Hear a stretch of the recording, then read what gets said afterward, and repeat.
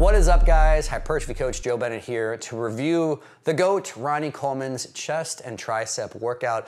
What is the goal of these? What do I bring different from the table of everyone else that's reviewing everyone's workout these days? First and foremost, I am what I would consider more of a mechanics guy, which is explaining, hopefully in a very understandable way, physics applied to the body. So, because at the end of the day, all that this is force applied to the body.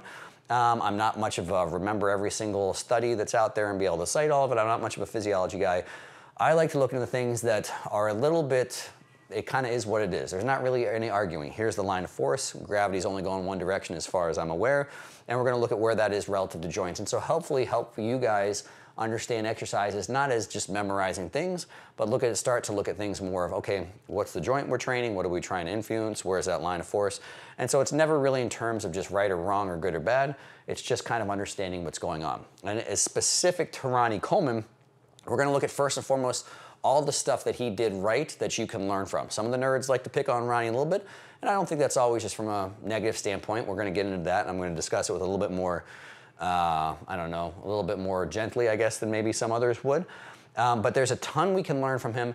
But all that being said as well, too, is Ronnie Coleman is one of the all-time most genetic outliers of all time. So again, people will say, okay, well, what he did only worked for him because of drugs or genetics, and say that about a lot of bodybuilders.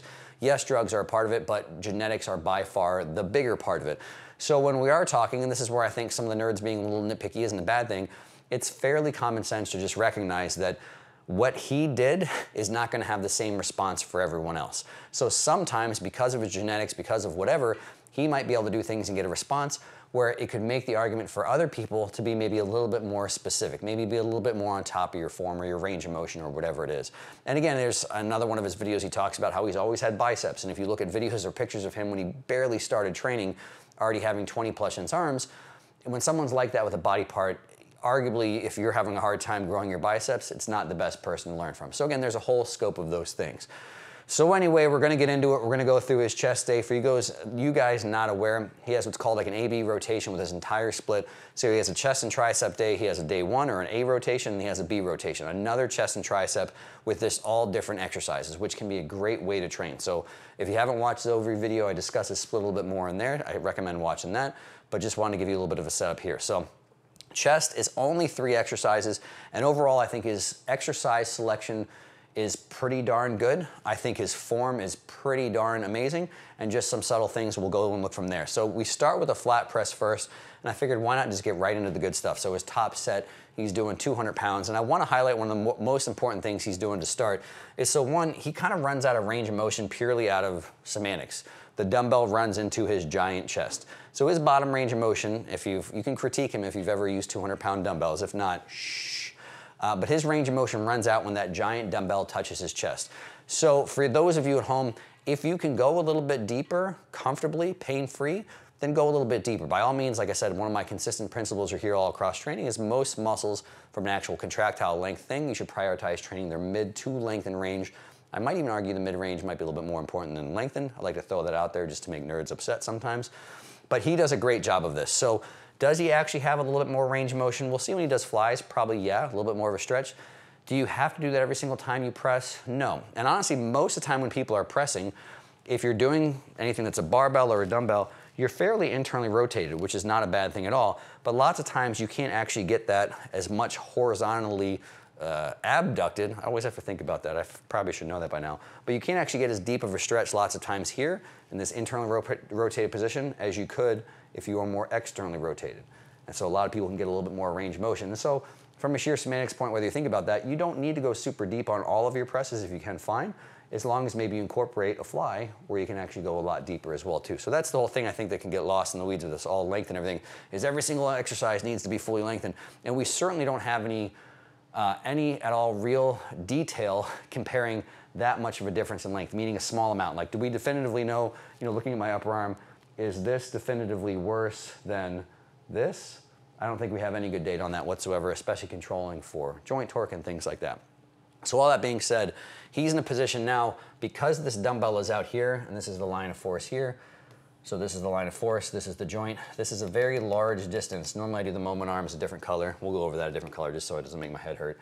So this is that moment arm thing. If you're new here, your muscles don't manage load, they manage joint torque. half of the equation for joint torque is moment arms. If that makes you upset, be angry at physics, don't be angry at me. Because again, it's literally half the equation of what your muscles do. So having some idea that if I have a dumbbell up here at the top, it's much easier because it's stacked. That moment arm, even though it's 200 pounds, if you're Ronnie and you're coming to the top, there's almost no joint torque here. Now again, there's some joint things happening to make sure that your shoulder blade doesn't rip through the back of your body, the joint doesn't disassemble, but from an actual controlling abduction, adduction thing, joint torque is 0. And this is why when people cheat on dumbbell press, they do this. So somebody will grab the 200 pounds trying to do Ronnie Coleman and just stay in the top. Why is 6 inches at the top harder than 6 inches here at the bottom? It's because of that moment arm thing. So what is Ronnie doing amazingly? If you look at his arm and the angle he's traveling through, he's getting a little bit past that most challenging point. So his arm is a little bit past what you would call like kind of that 90, he's somewhere down around here. And he travels up somewhere, you know, around here. So he's going through maybe almost 90-ish degrees of range of motion, where there's the most joint torque and also in a muscle length where you can probably grow really, really well. And you can see because his rib cage is nice and high, we can actually see, let's get all this cleared off. I'll change to some muscle colors, because that's what the color of the muscles is. He's got this nice big rib cage, so he's in a position where again, it's, even though this isn't a perfect angle, all of this point, so his sternum and where everything's attaching to, and even I'm sure some of the clavicular fibers, they're all in a position where they can pull roughly in the direction that he's pressing, meaning this is great for overall pec development. So his most lower ones here in the nerds, I don't want to leave these ones out here, some of these costal fibers that attach down here by the ribs, and then all the ones that attach to the sternum, and even some of those clavicular ones, they're all in a great position here to be doing a lot of work, actually opposing the direction that dumbbell is pressing. And this is largely because of his form and because of his large rib cage. So the only thing I would say for you guys to consider here, if you are not in fact Ronnie Coleman, is if you watch, and I'll go through some of it a little bit quicker if I'm actually doing some set, he doesn't have much of an arch. He doesn't have much of an arch because he has naturally a big rib cage and this point is pretty darn high and he has big pecs. So if you want to do flat dumbbell press and you want a similar result as Ronnie, and you have a rib cage kind of like me, I have a pretty small rib cage, you might benefit from having more of an arch. And all that arch is going to do is reproduce the same angle here for you. So starting with great overall pec development, then from there he moves into an incline. So really there, could you argue whether the order you want to do incline first or flat first? If you're just looking for overall pec development, doing a flat movement first can be awesome. If you want this idea of prioritizing upper a little bit more, then I think it could be a good idea to start with incline. And the only big difference is you're probably actually not getting much more upper stimulus, and this is, people don't understand the semantics of this, but it's worth noting, is you're probably getting very similar upper pec stimulus and just less lower pec stimulus. So it's more of one of those efficiency things. It's more stimulus to a body part with less fatigue from other stuff working. So again, not rocket science. If you want what you think a little bit more upper, maybe flip-flop the order here. And then we'll actually show some of these reps here. So this is the issue. While I'm talking, you can watch Ronnie go because that's much more interesting than listening to me talk. This is the issue with 200 pounds is you have someone pick him up and put him in your lap. I'm sure Ronnie's capable of picking him up, but you might as well not expend extra energy. And this is where the nerds will say, well, this is because of lack of stability, this is a poor choice. And the reality is, how poor of a choice is always going to be related to the coordination of the individual. So I could go much, much deeper into a nerd standpoint, and this is honestly stuff that I was trying to get meatheads to understand 10 years ago, where if I used to say something a machine might be better than free weight 10 years ago, the meatheads would come after me with pitchforks. Now, if I ever recommend a free weight, the skinny nerds, they're less scary because they're frail and stay behind their phones most of the time, but they come after me with their pitchforks now as well too. So I'm just dodging pitchforks. Now the people are smaller, so it's easier than it used to be. But the reality is, these are all things to put into an equation that's like a scale, basically, of again, these are all factors that go into exercise selection. So something being more stable doesn't definitively make that better for an individual. If someone's coordination is so high, when you watch Ronnie do these, I could literally take out, if we want to get really fancy, I'm not going to make Trevor work this hard, but if I could take the dumbbells out, like we digitally remove the dumbbells, and you look at his arms and his hand position, we could superimpose him in a Smith machine, and I guarantee he's in the exact same plane of motion. His arms don't deviate more than they would in the Smith machine. What does that mean? Yes, there's subtle co-contractions and things going, stabilizers, even though that's not a thing going, that are making him stay within that plane. But if that hand deviates hardly at all from like that center of gravity, just maintaining that over his elbow and maintaining that plane, it's not very taxing for him to do. So all that being said, you'll get nerds that just anytime somebody grabs a dumbbell, they want to say it's inefficient because of lack of stability or whatever, and it might not be as big of a factor as it is for them as it is for you.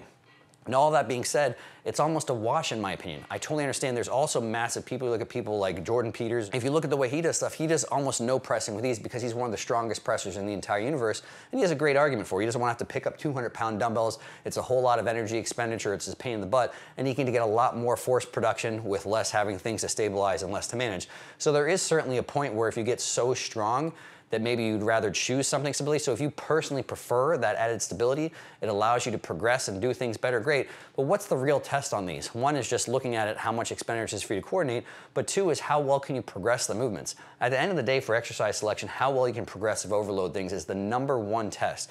So if it's something where it's, again, you're trying to grow a body part doing clean and jerk, one, it's just so much force distributed everywhere, but two, there's such a skill component. Like what prevents some people from clean and jerking as much as other people is this crazy skill, and it's not a very good exercise to progressive overload, especially for a specific body part. If you're Ronnie and you've managed to get up to 200 pounds, the lack of stability is not creating a big limiting factor for him to be able to progressive overload, right? So that's just one factor that kind of bothers me now. And then the other thing too is then you get people feeling like they have these inferior workouts because they don't have access to good machines. So what if they don't have a good pressing machine? What if everyone, you know, I've made videos where prime are some of the best pressing movements. Yes, on paper they may be great, but it's like this much when you're looking at the whole big picture of how can I get huge. So if you're in a gym like Metroflex, where the main thing to train chest with is heavy ass dumbbells and bars, you can obviously get very large doing that. You don't have to have these great machines that are fixed and converging and have, you know, adjustable profiles. So either way, machines, free weights, and then the thing that's funny about that as well too is we actually have research, not that we need it, that shows no difference in development between the two, right? So people have used this study. There's a study now that I don't care about because I don't care about studies, but I'll make it for the point for the nerds that do care about studies. There's a study now that says there's no difference between the amount of growth you get between machines and free weights. And the nerds are using that to justify, hey, look, we've been saying it all along, machines are as good as free weights. Actually neglecting the fact that, look at, hey, free weights are still just as good as machines. That study doesn't show that, oh my gosh, because machines are so superior stable, you grow 8,000% more muscle. No, the study showed that growth is roughly the same. So anyway, a little bit of a rant. So he does incline after that. We saw that. He did 200 pounds. You probably weren't even listening to me talk, just zoning out on Ronnie being awesome. And he does them beautifully. I mean, so again, the difference of that, you can see if we go back, which I'm not gonna go to, is he's in a position now because of the incline. If we do that again, looking at the axis thing and what's above the axis, we just now have a position where the lower pecs can't pull as much. Actually, it's worth looking back once. I lied. We'll go back once. Let's see if we have a different angle I want to have on this one. There's one thing I wanted to show on here from the beginning. Lie, Joe. So there we go. This is a great angle. So if we look here, pretty good angle. If we look at these fibers, so these are lower fibers, and these are kind of the upper fibers. Now again, because this is two-dimensional, it's a little bit tough, but this is the plane. You can see he's moving dumbbells this way. So if these lower costal fibers, lower pec fibers, the one at the base of the sternum, where would they pull his upper arm if they were the only thing contracting? They would pull his upper arm that way, towards the base of him. So if he's on an incline and he's opposing gravity this way, his arms pull this way. So just a common sense understanding of physics, they can't do as much work. All this stuff, because he's pressing this way, all the stuff above the axis on that plane, same plane, can pull more. So that's the only thing I really wanted to touch on with that, is that's really the whole difference between upper and all that. Now again, there are a lot of people make way too big of a deal out of upper arm position. Go where's what comfortable. If you're way too tucked, you're probably gonna limit how much pec you can have involved. Yes, the pec gets stretched and works down here, but if you're this tucked, as soon as your upper arm gets past your body at all, your pecs don't pull this way. Your pecs want to pull this way. And again, from a sheer physics standpoint, that should make sense. So I think for most people, 45 is a pretty good end range, and you don't want to go a whole lot past that. And from here, I'm fine with a high elbow position. It lines up in plane with a ton of fibers. You know, you just wouldn't want to force it. People will say, well, what about this high, whatever they call that one, where it's like the guillotine press or whatever it is.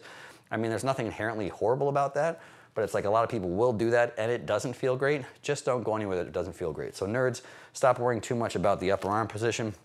Find somewhere that's comfortable. For most people, somewhere from here to here is going to be a great range of motion. Do most of your work there. Don't overthink it. From there, we'll go back to the fly. So he does get a little bit deeper. I think his upper arm position, that's probably not it.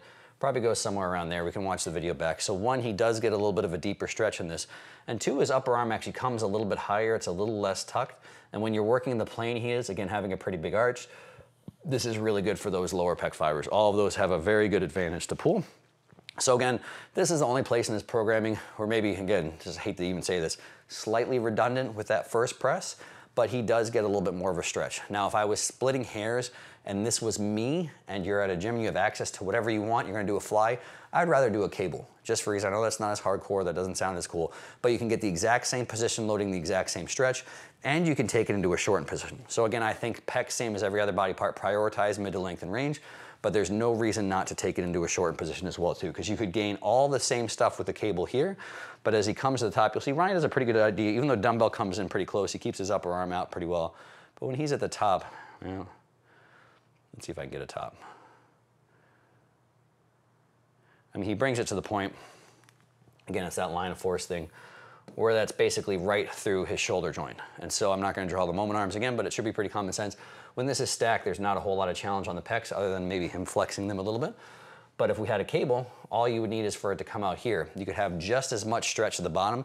And some people don't understand that if the arm was out here and the cable is pulling from the same point, it could create just as much joint torque. But because the cable goes to a fixed point and doesn't follow straight in line over the hand like a dumbbell does, you could be at the top position and still have some challenge there as well too. And again, that's why cables can be great, because it still follows a loading pattern of priority. So it still overloads that length into mid-range, where it's, again, you can grow the most, and it still creates some load, but a lot of drop off, a lot less joint torque in that shortened position, really matching what your body is capable of doing. And that's his whole chest workout. So honestly, especially if you're doing 2 days like he's doing, this could be a complete workout. I might swap that one exercise. A lot of people do way too many exercises for chest. I think really great way, you can flip-flop with the flies or the press, whatever you want, but 2 presses, one thing more flat-ish, one thing more, you know, upper pec, maybe a little bit more tucked on that upper pec thing, and then 1 fly. There's really nothing else you would really need after that, unless you just want a little extra volume of stuff you enjoy. And then this is mandatory as well too. Let's see right here. Yeah. See, I always thought same thing, working out in a stringer, you look in the mirror and you visualize that, and then you see yourself, and then you just cry. Another thing he's doing here, which I also think is actually good practice, you know, I don't know if he's necessarily doing it for this reason, but who cares? It is a good practice for everyone to follow. In that bottom stretch position, so see, I'm missing the bottom again. Yeah, let's see if I can do it. He's almost, there we go. Man, I'm missing it. Last try. All right, bottom-ish. So when he's in the bottom position, just imagine I actually don't stink at pausing, and he's in the bottom position. He has a pretty good bend in his elbow. So you can still bring that upper arm down just as far, get a nice deep stretch. But having a little bend in the elbow on any fly, I think, is a good practice, because if you keep your arm straight, lots of times you actually feel your bicep stretch before your pec stretches. So by bending this, you can take some length out of the bicep so it doesn't fully stretch first, and you can get more range of motion in your pec. Now again, that also brings the dumbbell a little bit closer to the shoulder joint, decreases torque in that bottom position, but as long as it's fixed, it doesn't matter. The goal is you don't want to start with saying, oh, I'm doing this dumbbell fly like this, and this is how I'm keeping form, and by the end it turns completely into a press because you're trying to cheat and use heavier weight. But if all your flies from when you start look like a little bend and up, and your weight stays, their form stays exactly the same, then I think it's a great practice overall. Then we go into triceps, which overall I honestly think Ronnie does great as well too. So my only issue, if the issue is the right word, with skull crushers is that, so one, Ronnie does these awesome.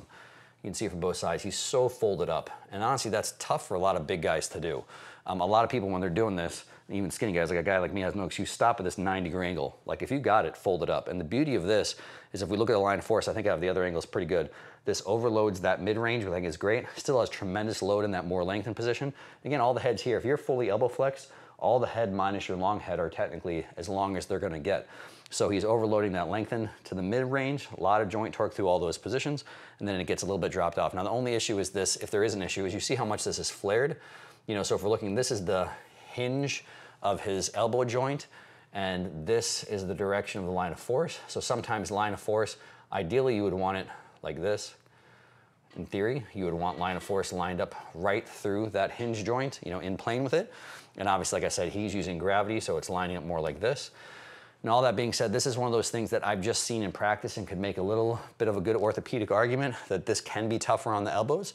But if you can do it and it doesn't hurt your elbows, the only tough part with this is lots of times, and I have tons of evidence from guys I work with, guys can get away with this for 5 to 10 years and not feel it, and then it starts to catch up. So I've had a ton of guys, so this is you, if you can do this your whole career, I've watched Michael Hearn does like this crazy type of thing, and if he's, I don't even know how old he is anymore, I think he's immortal, he's like 97 and still looks perfect. But if you got Michael Hearn joints, which is just fueled by like some sort of Kryptonian nuclear power, Lord knows what, Terminator T-1000 joints, then just have at it, keep doing it. Because again, I think it works really well, but I've had also a lot of giant meatheads that over the majority of their career did this type of stuff, and eventually it did start to hurt them. So what does this look like in practice? So what would line up here, since we can't change gravity? That might be a cable. I know it's tedious, I know it's a pain in the butt, but cables are great for lining up stuff with the joint. But I'm gonna assume this didn't kill Ronnie, and maybe his elbows feel great, because everything else about his form here is awesome. Now he goes right into a close grip press. Now again, when some people say, is that excess fatigue? Would he have been better with straight sets? Whatever. I mean, in theory, yes. Again, in a test tube, you know, it's again, doing drop sets all the time isn't great. Maybe. So if, you know, if you were at home, maybe I would start with this is great. This is another good bottom position. I like watching this. Get the bottom, there we go. That's not even quite all the way there. I mean, he is folded up, which is awesome.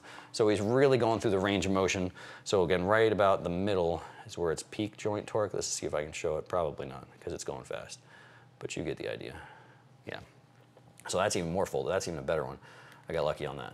Look at that. So look how much he's got 6 inches of tissue smushing on tissue. So let's do a thin one. No one probably cares about this as much as I do, but this is the stuff that I find interesting. He's got 6 inches of tissue smushing on tissue. So this is almost like, this is like the arm equivalent of like hamstring on your calf. So this is fully lengthened triceps minus the long head. And even getting back here, almost starting to lengthen that as well too. And then we'll do a different color for whatever. So if we actually look at the joint angle in there, I mean, he's really, really folded up. So it's awesome. These are really, really beautiful. You know, again, he's using a ridiculous amount of load where it's hardest. He's got a same thing. We'll watch actually the cadence of this. People get a little bit caught up on speed. All of his stuff looks controlled. So it's a perfect example of you can move a teeny bit faster. Let me get my lines out of there. Stupid lines, but are still very controlled. He's staying short of lockout, which I think can be good practice, not getting to the point where there's zero joint torque. Then, like I said, like he takes these very, very close to failure. So you would consider those effective reps. And then he goes right into this little pumpy, close grippy thing. He's still folding up great on this, which is awesome. So he's still staying right in that same range of motion and just taking it to another failure. It's basically the equivalent of a drop set, which again, I think can still exist in training. I don't think it has to be something where it's, even though straight sets are better, in practicality, you can still have drop sets in your program, be an effective way to get more stimulus in a short period of time for anyone that's not really at the extremes of worried about fatigue. And this is something else. I wasn't until I was watching this back, realize how well he does overhead. So anyway, you're gonna get a longer length here. I'm not gonna get into this. People are making way too big of a deal about muscle length training. I think having your upper arm in some position up here can be great. Do you have to get it quite where Ronnie does? If it causes shoulder pain, then don't. But if you can get it there comfortably, like what Ronnie does here, that's unbelievable. A huge mistake here is people turn this into a press. So that's probably one of the worst ways to actually limit long head. So because the long head crosses over the shoulder joint, if you're doing this kind of like a press, you're probably actually decreasing how much long head. This would be something I'd be interested if there's studies on this, how well they control this, because people that control form in studies don't control form the way that I like to control form. But if you watch this is what I'm talking about. Watch his upper arm. This might not stay depending on the camera angle, but his upper arm doesn't move. So if you want to do overhead stuff, those are the 2 requirements. Number 1, make sure it doesn't hurt your shoulders, because if it just turns into a shoulder stabilizing and your shoulder fatigues before your triceps, common sense should let you know that's not a great tricep exercise. But then 2, if it's pressy, if your upper arm is moving just as much as your lower arm, you're really probably going to limit long head output, and then obviously involve the shoulders a lot more actively moving. But watch how he goes. It's actually pretty unbelievable to me how fixed that upper arm is. You can even see it better almost from the front angle here. I mean, it is really not moving. And there's very few people that do that well with any load, let alone how much weight Ronnie is using.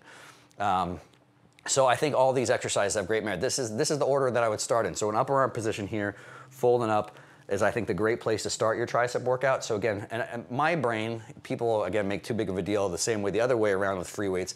If you feel way better doing a cable in this position, then do cables. It doesn't have to be free weights. But just for semantic reasons, if maybe you train in your garage and all you've got is skull crush and it doesn't wreck your elbows, that'd be where I'd start.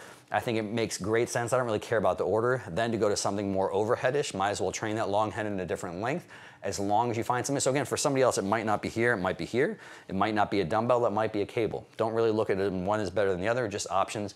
And think about what am I trying to train and what has other stuff being the limited factor at least. And then he goes into kickbacks, which I think is hilarious because so many people just take a dump on kickbacks now. They forget, like Ronnie Coleman's doing kickbacks. So relax, don't make a big deal about kickbacks. In all honesty, so again, he does these last, which I think is great. Now again, it's a little bit of a swingy. How much is he really, loading? Obviously the problem with kickbacks is where he goes, he's actually getting a little bit of biceps. Let's see that. Right. Oh man, I missed it. Let's see if I can stop. Yeah, I got it. So again, if we look at the line of force here, So this is something even smart people haven't figured out yet. So some people will say sometimes like, oh, there's too much bicep involved in this exercise because of the amount of elbow flexion. The line of force is dependent here. So the funny thing here is there's actually no challenge whatsoever on the triceps in this position. This is a bicep curl. So as soon as this line of force is on this side of the axis, so even when it's right here, 0 triceps, and he actually has to involve biceps to hold that position. So coming all the way there is relatively useless, but it's the end of the workout, so who cares? And where he goes at the top, oh, come on, stop it. There we go, I got it, haha. So again, it depends on the line of force. So when his arm is on this side and the dumbbell's on this side, all this over here, any position over here is triceps. Anything over here is biceps. So where the line of force is relative to the trained joint makes a big difference in what's actually working. But the whole point here is he comes to the top, he's kind of overloading the triceps, even the long head, and it's more shortened position.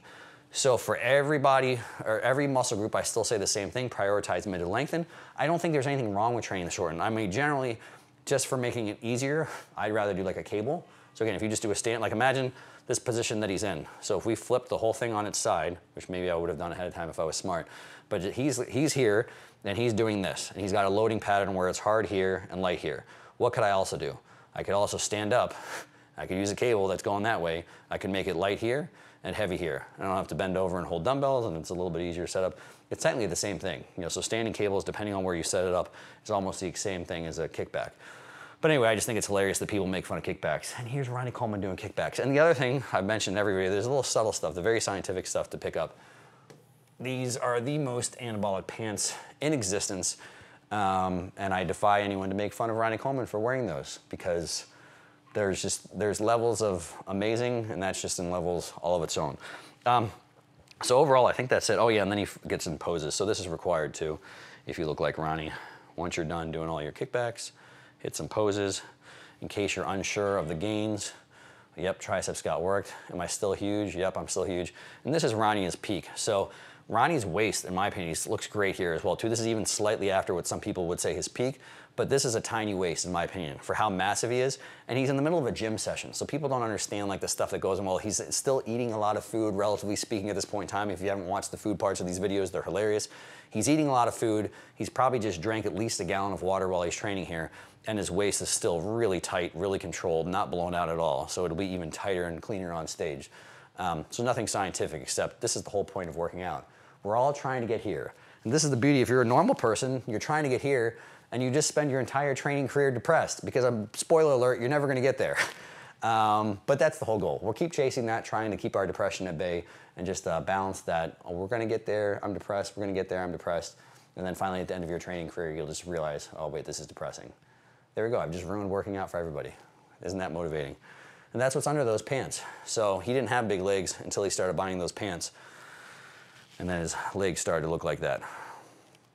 So still big, still Ronnie. Look at that chest, just ridiculous. This is the goal. We talked about this before in another video, but this is full force. This is what y'all are after. You got your medium V-necks. There's Ronnie out at the club. That's what he looks like. You can't see all that, but you got this, just glorious, just flowing out of the top of the V-neck. And you know, shopping at Baby Gak. He's got to shop at extra, what is it, like big and talls, super large, whatever, I don't know. Anyway, I'm ending the workout on a very important high note here, but that is that. Obviously, like I said, very little things to even say, hey, should we consider this or that? A couple little different options there for you to consider, but overall, very good exercise selection, in my opinion. Don't really need more than 3 exercises for chest. Don't ever really need more than 3 for triceps at most. And his execution and performance on a lot of these is just really, really great overall. So hopefully you guys can pick up a lot from this. Hopefully you guys enjoyed something. Per the usual, if you like something, you want to see more of something, you want to tell me your feelings, you know, the comment section is a safe place. Get down there, get rowdy, and until the next one, hope you guys enjoyed it.